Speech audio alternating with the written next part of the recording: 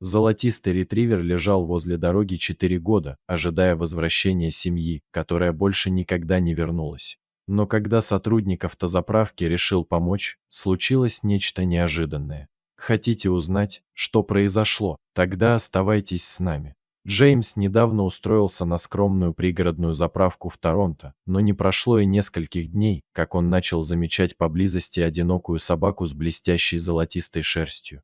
Она появлялась в определенном месте рядом с дорогой и стояла там, наблюдая за машинами, которые приезжали и уезжали. Этот крепкий, но исхудавший пес занимал свою позицию весь день, несмотря на суету вокруг. Его глубокий и грустный взгляд всегда казался устремленным вдаль, как будто он ждал кого-то, кто так и не пришел. Однажды, во время перерыва на обед в помещении заправки, Джеймс решил задать вопрос, который вертелся у него в голове уже несколько дней. «Кто-нибудь что-то знает об этой собаке?» – спросил он, обращаясь к коллегам. Наступило неловкое молчание, а затем Эрик, самый старший сотрудник, почесал бороду и нахмурился, размышляя. Что ж, он был здесь, когда я начал работать, примерно 4 года назад. Он всегда стоит в одном и том же месте каждый день, вне зависимости от погоды. Я действительно не знаю причины. Возможно, кто-то бросил его здесь, и бедный пес до сих пор ждет, пока за ним вернутся. Ответ ошарашил Джеймса. Столько лет прошло, и никто не знает о нем ничего. Никто даже не попытался помочь. Ричард, еще один из работников, пожал плечами. Некоторые из нас пытались взять его домой, но он всегда возвращался, и мы также звонили в приюты, но он всегда убегал, когда они приезжали. Он не представляет опасности. Джеймс молчал, обдумывая новости. Мысль, что Чарли провел так много времени на улице, переживая суровые канадские зимы, разбивала ему сердце. Другие работники, несмотря на то, что они уже привыкли к присутствию Чарли, не могли не восхищаться решимостью Джеймса. В одно утро, когда солнце только вставало, Джеймс подошел к Чарли. Собака находилась в своей обычной позиции, ее глаза следили за движением машин.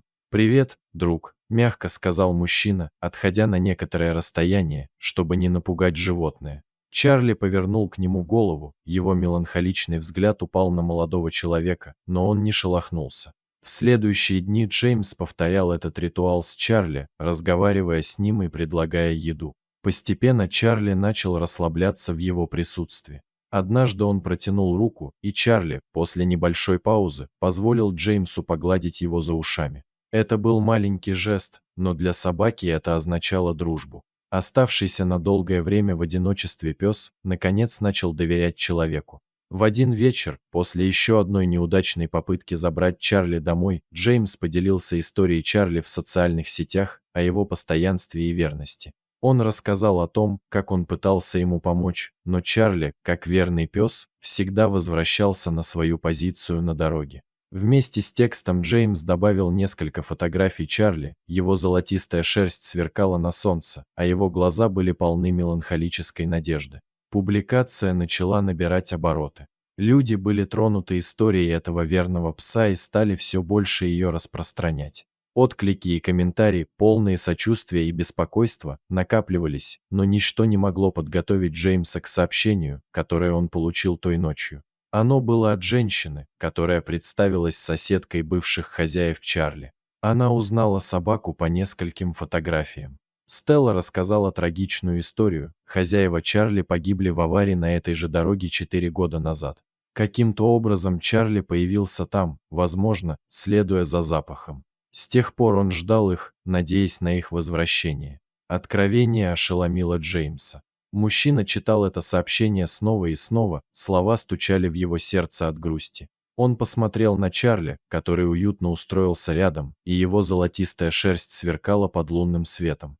«Прости, друг», – прошептал он, гладя голову Чарли. Хотя он не мог вернуть его бывших хозяев, возможно, он мог сделать что-то еще для своего друга. На самом деле, именно Стелла однажды предложила подход, который он раньше не рассматривал. Возможно, Чарли должен закрыть эту главу своей жизни, так же, как и люди, предложила она.